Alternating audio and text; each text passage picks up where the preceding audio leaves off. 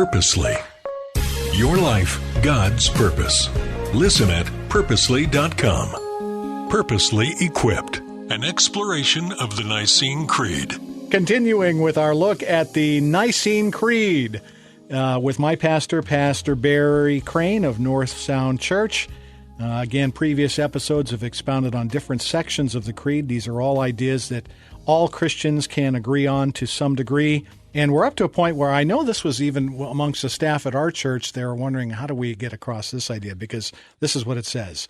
We believe in one holy, Catholic, and apostolic church. But it's not capital C, it's lowercase c.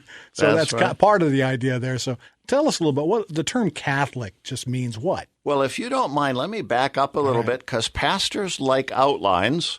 And this one is very simple.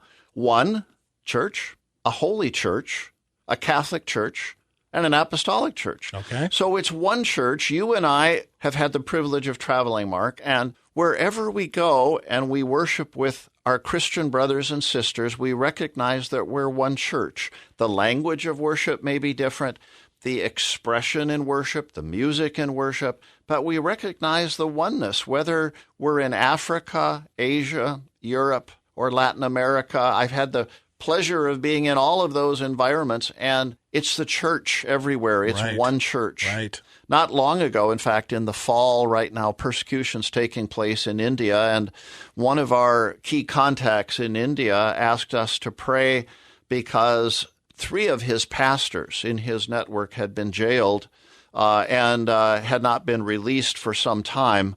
And we need to remember that when we think about it being one church. The church that's persecuted are our brothers and sisters. Secondly, it's holy. And Isaiah 6:3 says, "And one called to another and said, Holy, holy, holy is the Lord of hosts. The whole earth is full of his glory." Holiness is the idea of being set apart, that Christian people, the church of Jesus Christ, is set apart. We're not a perfect people. Doesn't mean we're perfect, but it means we're set apart by God and for God. Now we get to Catholic, which is what you this had is where people asked about. Yeah, what do we mean by Catholic in the Creed? So we think Catholic was first used way back almost 100 A.D., and it goes back in the sense of meaning the universal church. St. Ignatius of Antioch, in his letter to the Smyrnans around 107 or 110, is the first time Catholic was used, long before there was any kind of Catholic church. It's simply a word that means universal. We did have a little controversy. Someone had suggested, maybe we don't want to use Catholic in the Creed. Let's just say Christian. But Catholic is a really good word, and I hate us not to use a very good word to describe the nature of the church.